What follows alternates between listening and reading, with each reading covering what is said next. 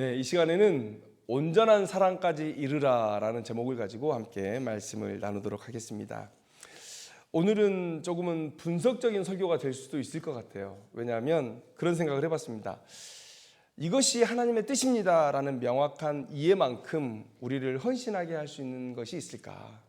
우리가 하나님의 말씀, 이 본질을 깨달았다라는 그 확신만큼 우리를 순종으로 나아가게 하는 것은 없다라는 생각이 듭니다.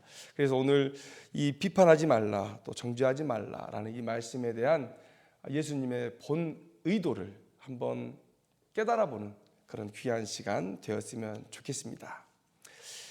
누가복음 6장 37절 우리가 읽었던 말씀에 이런 말씀이 있습니다. 비판하지 말라, 또 정죄하지 말라. 그러면 너희가 비판을 받지도 않을 것이고 너희가 정죄를 받지도 않을 것이다. 이렇게 말씀하고 있다는 것이죠. 누군가에게 비판을 받고 누군가에게 정죄를 당하는 것, 여러분 좋아하는 사람 아무도 없을 것입니다. 또 캐서 흠 하나 안 나올 사람이 있겠습니까? 다 캐면 흠이 다 나오죠. 그런데 그 흠을 하나님께서 캐신다. 그 흠을 하나님의 시선으로 캐시고 또 판단하시고 또 그 징계를 하나님께서 내리신다 하면 여러분 너무 두려운 말씀이죠. 그래서 이 말씀을 이 고지고대로 들으면 뭔가 잘못된 것을 발견해도 나만 참고 그냥 지나가는 것, 여러분 이것이 가장 좋은 신앙의 처세, 이렇게 생각할 수가 있습니다. 잘못된 것인 줄 알면서도 그냥 가만히 두는 것, 여러분 많은 분들에게 어쩌면 성화의 지향점이 그것일 수 있다는 거예요. 그냥 침묵하는 것. 그리고 우리는 이것을 겸손이라고 생각하죠. 나도 허물이 많은데 내가 누구를 판단하고 누구를 정죄하고 누구를 가르친단 말인가. 훌륭한 생각이라고 사람들은 판단합니다. 그리고 야고보, 예수의 형제 야고보도 그런 말을 하죠. 야고보서 3장 말씀을 보면 더 큰 심판을 받을 줄 알고 선생되려 하지 말아라. 그리고 혀는 모든 것을 태우는 것이니 입에 재갈을 물려라. 이런 얘기를 하는 거예요. 그래서 신앙을 가진 사람들 대부분은 그런 생각을 가질 것입니다. 오늘 이 말씀을 따라서 비판하지 말고 정죄하지 말고 그리고 그냥 참고 그냥 지나가는 것, 이것이 미덕이다. 이것이 예수님의 생각이다. 그런데 여러분 정말 예수님께서 그런 의도를 가지고 오늘 이 말씀을 주셨을까? 우리는 그렇지 않다는 것을 너무도 상식적으로 잘 알고 있습니다. 그래서 충돌이 일어나고 있어요. 우리 스스로에게 한번 물어봤으면 좋겠어요. 내 자녀가 내 삶의 경험과 내가 가진 지식, 지혜에 비추어서 명백히 잘못된 길을 가고 있는데 가만둔다? 그거 네 인생이니까? 요즘에 학부모들 사이에 유행하는 게 자기 주도 학습이에요. 애가 스스로 공부하게 두라는 거예요. 그런데 저는 그 말에 반대합니다. 왜냐하면 우리나라 교육 환경이 아이가 내가 공부를 해야지 라고 깨달을 시간을 주지 않아요. 이렇게 공부하면 안 되는구나. 이런 방법으로 해야 되는구나.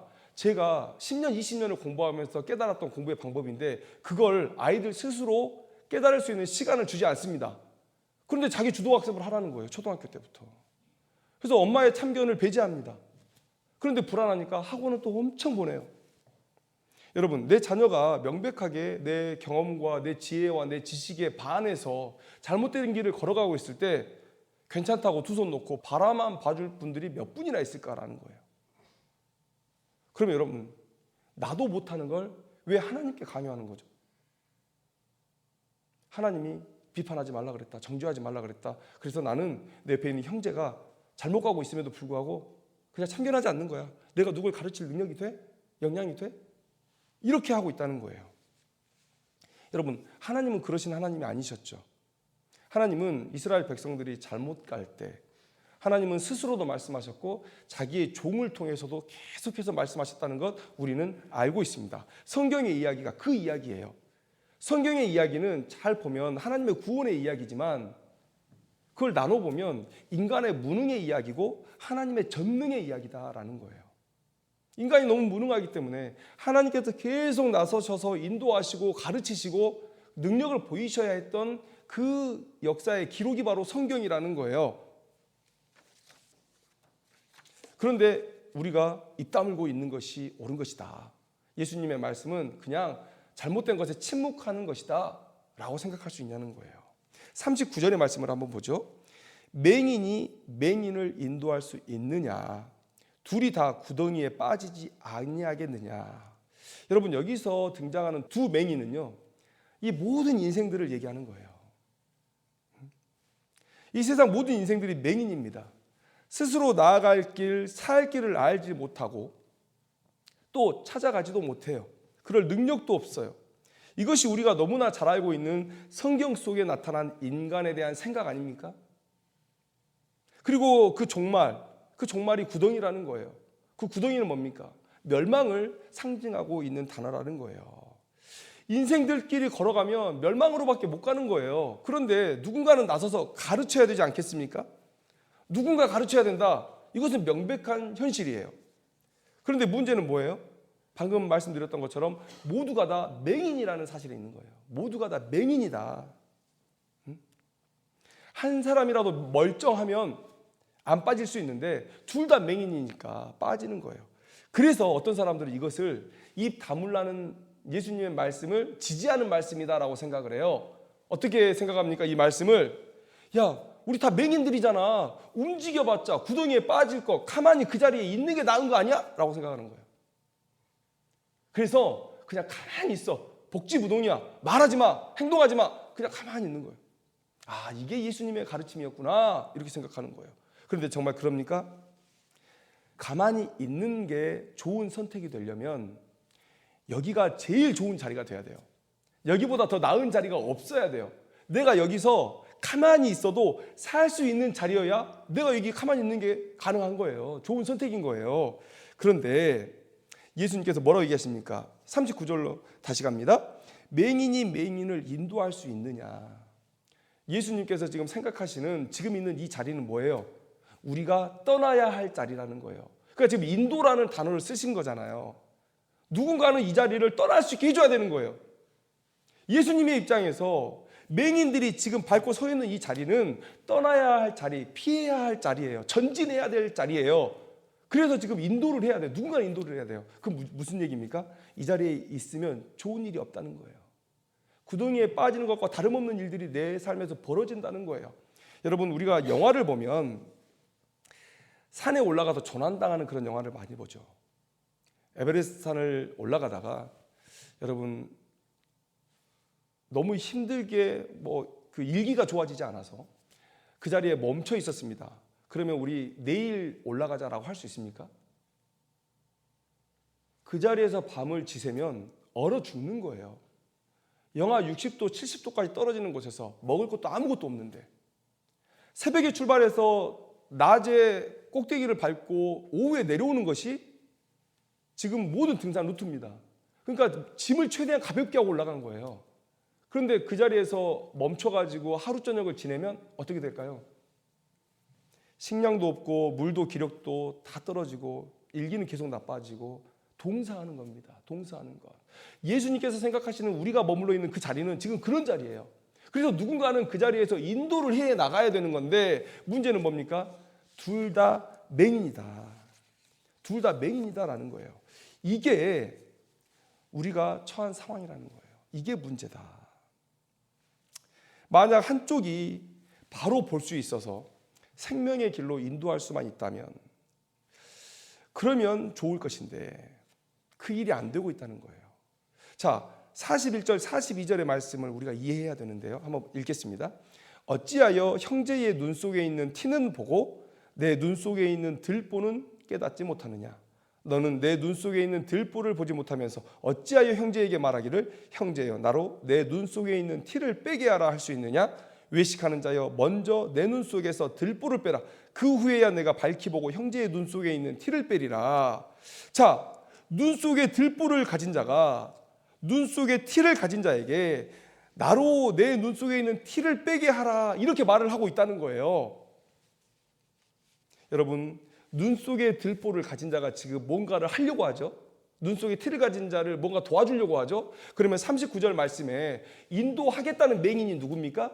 뭔가를 해보려고 하는 눈 속에 들보를 가진 자가 바로 인도하려는 맹인이고 눈에 티끌을 가지고 뭔가 도움을 받으려고 기다리고 있는 자가 인도를 받는 맹인이겠죠.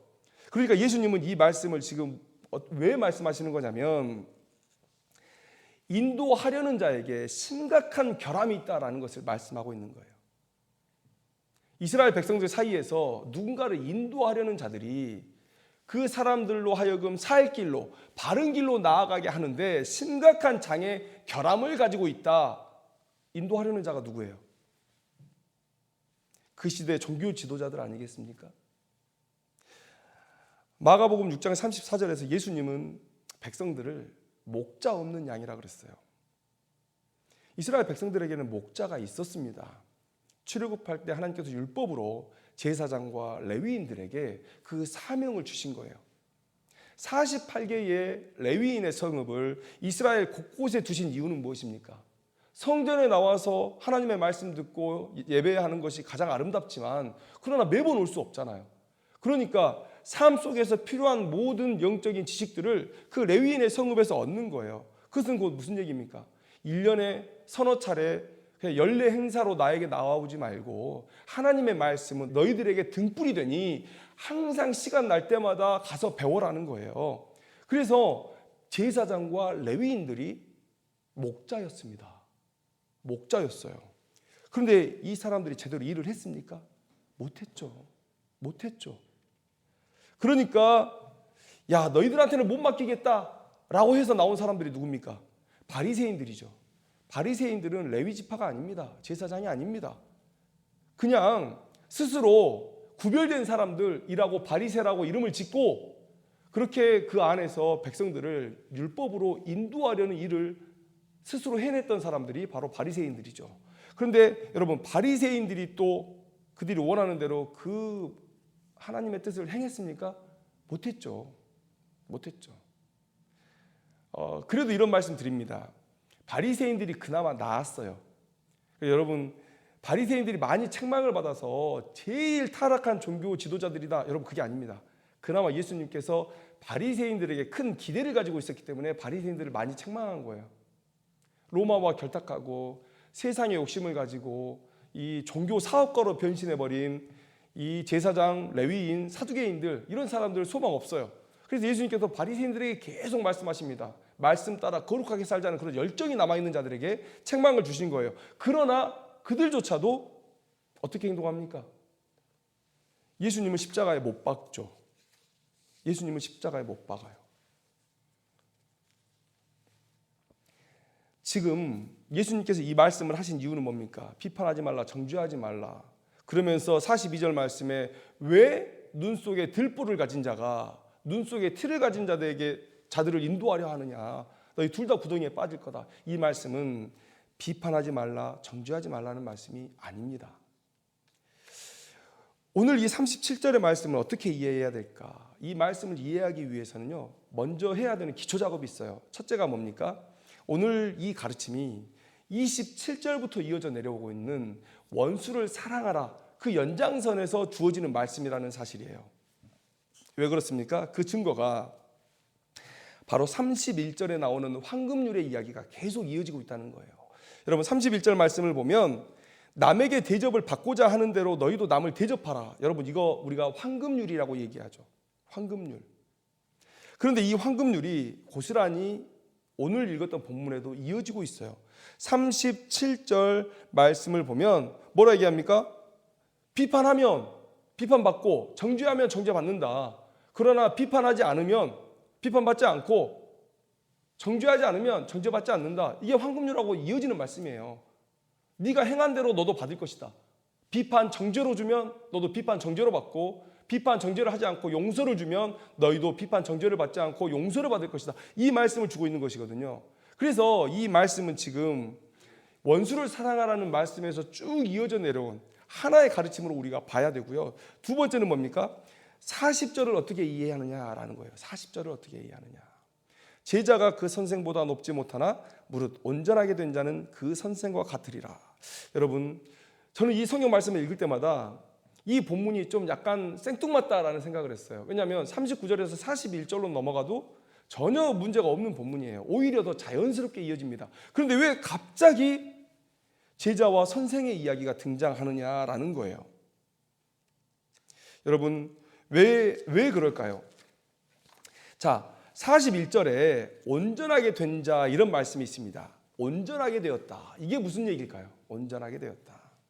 우리는 지난 2주 동안에 6장 20절부터 계속해서 우리가 말씀을 함께 나누고 있습니다. 그런데 여러분, 그 말씀을 듣는 대상이 누구라 그랬죠?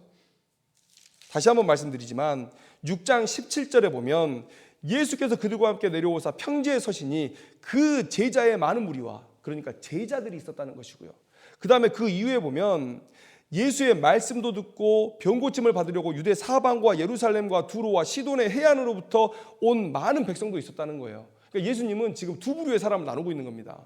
제자와 그리고 일반 백성들. 예수님의 가르침 신선한데 또 예수님이 가르치는 곳에 이적이 일어난다는데 또 따라다니다 보면 떡도 빵도 준다는데 여러분, 이런 얘기를 듣고 어중이떠중이 따라오는 사람들도 있었다는 거예요. 그런데 오늘 예수님께서 20절 이하의 말씀을 누구에게 주고 계시냐? 예수께서 눈을 들어 제자들을 보시고 이렇게 말씀하고 있어요. 이 말씀은 아무나 받을 수 있는 말씀이 아니라고 제가 말씀을 드렸습니다.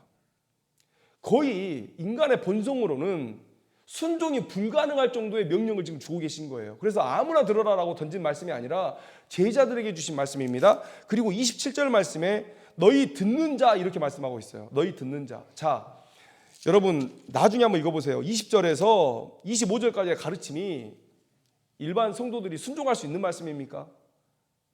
그냥 사람들이 그러더라고요. 예수님 성인이지 좋은 가르침 많이 주셨잖아. 좋은 말씀 감사합니다라고 받을 수 있는 말씀이 아니에요. 20절에서 25절의 말씀은. 그래서 그 말씀을 듣고 많은 사람들이 떠났겠죠. 에이, 어떻게 저렇게 살아? 저렇게 살면 우리 가족 다 굶어 죽고 말지. 내가 왜 남 때문에 손해보고 살아? 그리고 다 떠났을 거예요. 그리고 떠나지 않은 사람들도 귀를 닫고 마음을 닫아버린 사람들도 있었겠죠. 그런데 그 중에 듣는 자들이 또 있었다는 거예요. 그래서 더 깊은 말씀으로 나아가는 겁니다. 그래서 온전하게 되었다는 말은 예수님께서 누구를 향해서 하는 말씀이냐?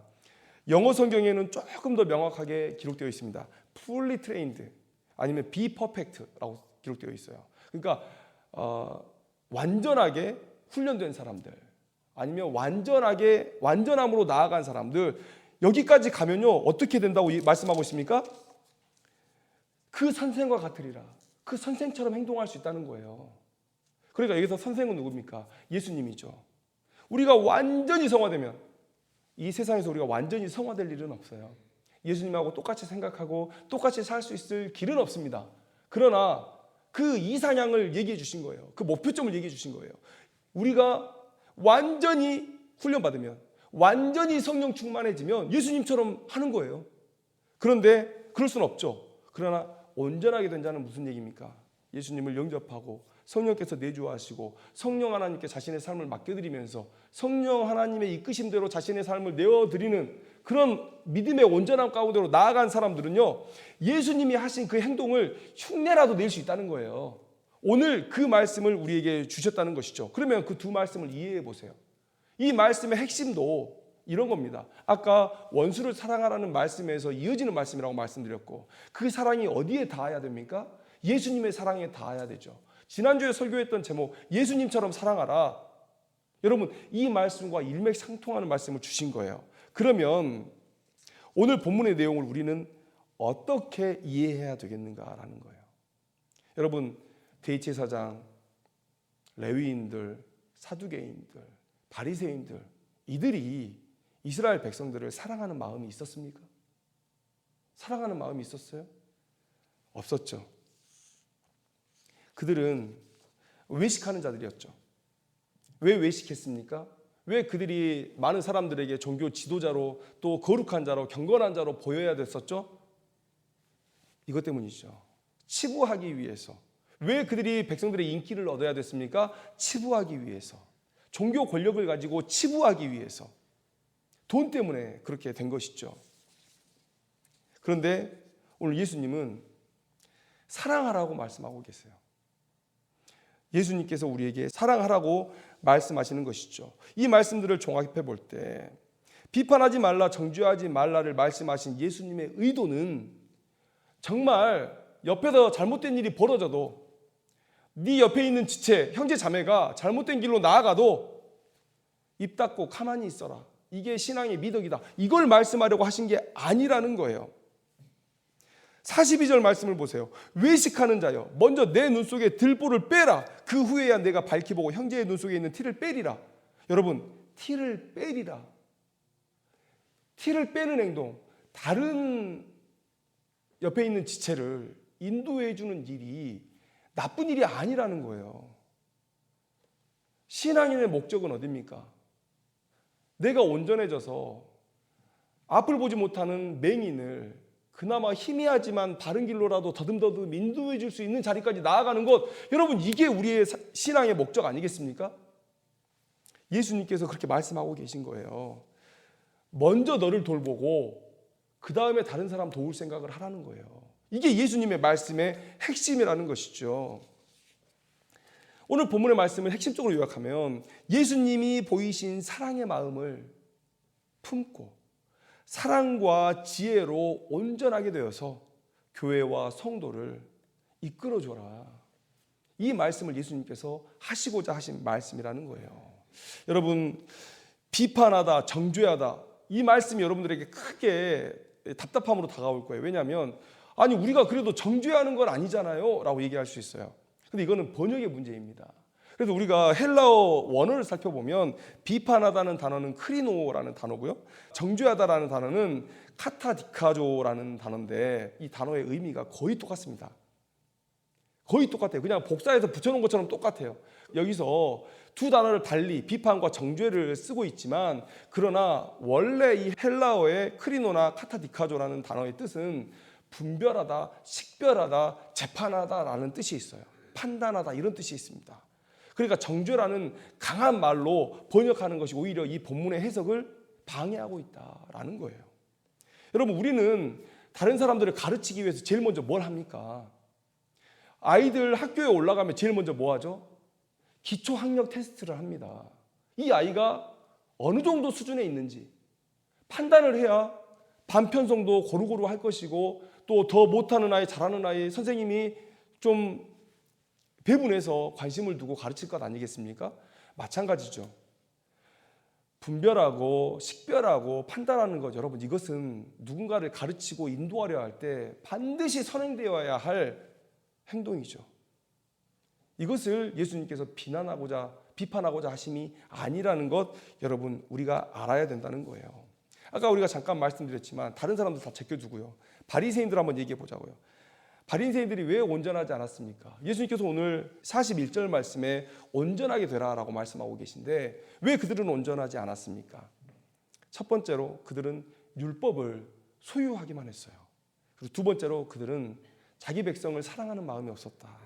어디에 나와 있습니까? 누가복음 11장 52절 말씀에 화 있을진저 너희 율법 교사여 너희가 지식의 열쇠를 가져가서 너희도 들어가지 않고 또 들어가고자 하는 자도 막았느니라. 지식의 열쇠는 가졌다는 거예요. 지식의 열쇠는 가졌어요. 율법을 가졌어요. 그만한 지식이 있어서, 또 율법에 접근할 수 있는 자격이 있어서 율법은 가졌다는 거예요. 그런데 그 율법 안에서 하나님의 원 의도를 깨닫는 일에는 매우 무신경했다. 장로들의 유전을 가지고 다른 사람들을 억압하고 판단하고 정죄하기 바쁜 거예요. 너 그러면 안 돼. 너 안식일에 뭐 하면 안 돼. 너 뭐 하면 안 돼. 계속 안 돼, 안 돼만 얘기하는 거예요. 왜요? 자기의 종교적인 권위를 높여서 돈 벌라고 그 일들을 행했던 거예요. 사랑의 마음이 없었다는 거예요. 그들의 목적은 백성들이 하나님 앞에 바로 서는 것에 있지 않았다. 치부하는 데 있었다. 여러분, 그래서 그들은 온전하지 못했던 것입니다.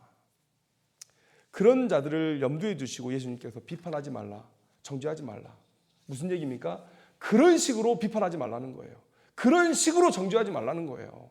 왜 사랑 없이 정죄하니? 왜 하나님의 원래의 의도를 무시하고 정죄하니? 라고 얘기하는 거예요. 왜 인간의 생각으로 정죄하니? 이 얘기를 지금 하고 있는 것이죠. 여러분, 이게 예수님의 원래 의도였습니다.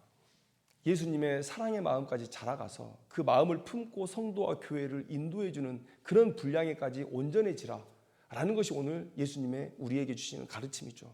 그러니까 비판하지 말라, 정죄하지 말라, 이것을 문자적으로 받아들여가지고 내 형제가 구덩이를 향해 가고 있는데 그냥 입 닫고 냅둬. 아유, 나라도 잘해야지 뭐. 여러분, 제가 한국 교회를 보면서 그런 생각을 해요. 저거 잘못된 모습인데. 그런데 항상 드는 생각이 뭔지 아세요? 에이, 나나 잘하면 되지 뭐. 나도 못하는데 뭐. 여러분, 그런 생각이 모이면 교회가 구덩이에 빠져도 아무도 건지지 않을 겁니다. 어떤 사람들은 이 말씀을 듣고 이런 생각을 가질지 모르겠어요. 이제 마음대로 비판하고 정죄해도 되겠네? 여러분, 그런데 과연 누가 다른 사람을 가르칠 만하다고 그 정도로 나는 온전해졌다고 말할 수 있을까? 여러분,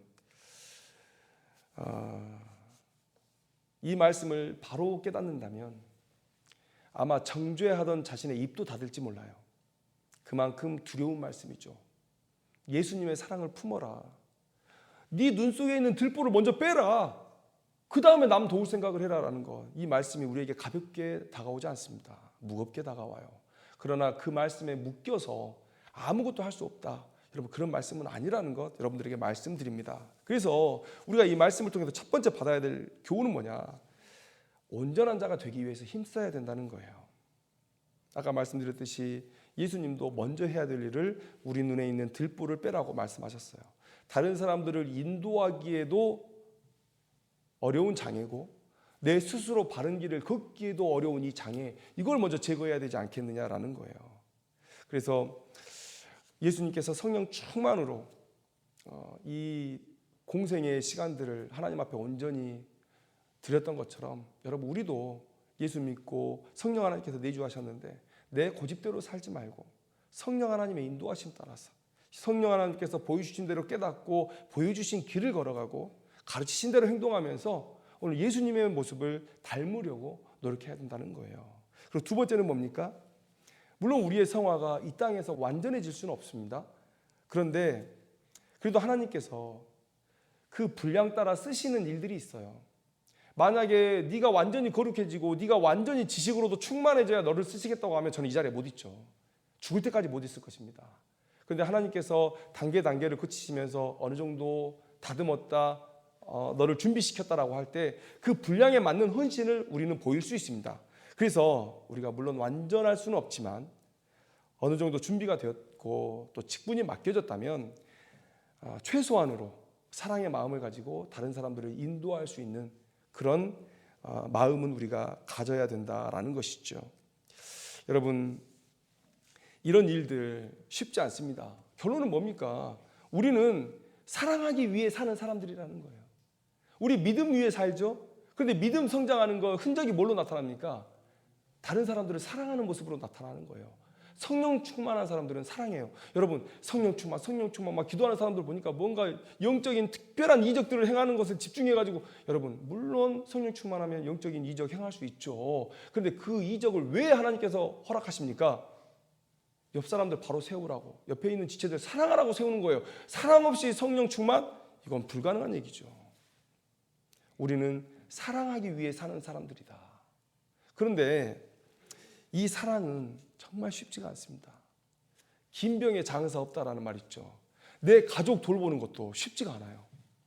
한 해 한 해 하다 보면 너무 힘들고 지치고 내려놓고 싶고 이런 마음이 가족에게도 드는데, 우리가 사랑해야 될 대상은 누굽니까? 여러분, 20절부터 쭉 예수님께서 너희들이 사랑해야 될 대상이야 라고 우리에게 주시는 분들이 누구예요? 내 원수, 나를 저주하는 자, 나를 모욕하는 자, 나에게 폭력을 행하며 내 것을 가져가는 자, 그런 사람들이라는 거예요. 그리고 내가 오늘 본문을 가지고 보면 비판받아야 될 사람, 정죄받아야 될 사람을 내가 사랑해야 된다는 거예요. 그럼 여러분, 참 이 사람 성격 좋아. 어떻게 그런 말을 하죠?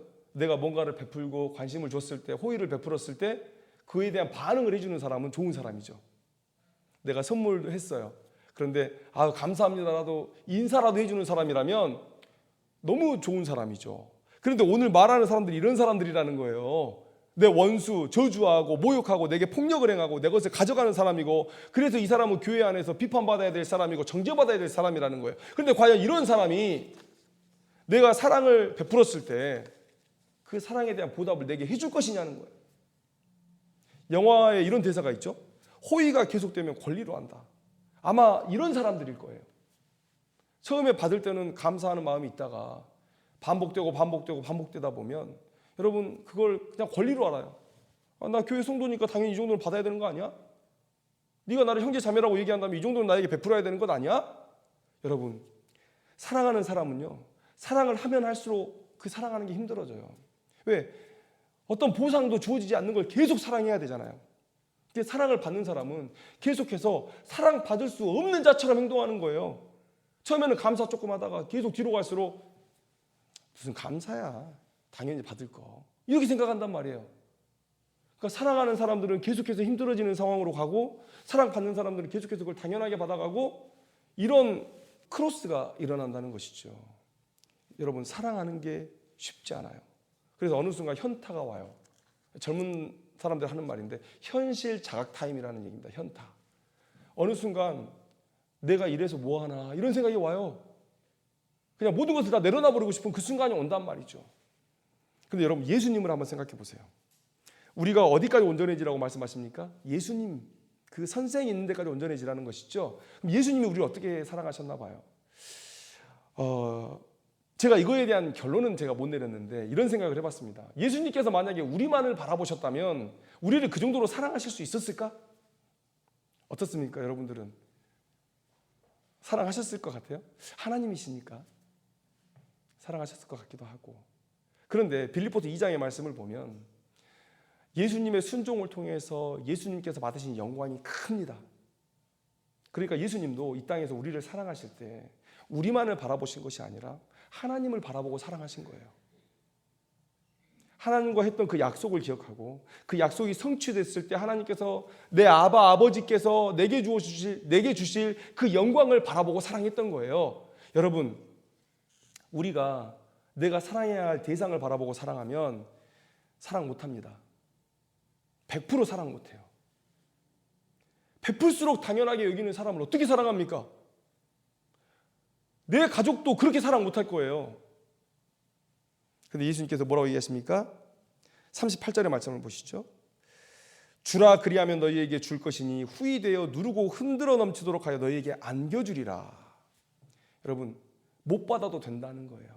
너희들이 사랑하는 그 대상에게 못 받아도 된다. 그러나 내가 다 기억하고 내가 너희에게 주겠다고 얘기하는 거예요. 그래서 38절 하반절에 너희가 헤아리는 그 헤아림으로 너희도 헤아림을 도로 받을 것이니라 이렇게 말씀하고 있다는 것이죠. 이것과 비슷한 말씀이 누가복음 10장 6절 말씀에 있죠. 만일 평안을 받을 사람이 거기 있으면 너희의 평안이 그에게 머물 것이요 그렇지 않으면 너희에게로 돌아오리라.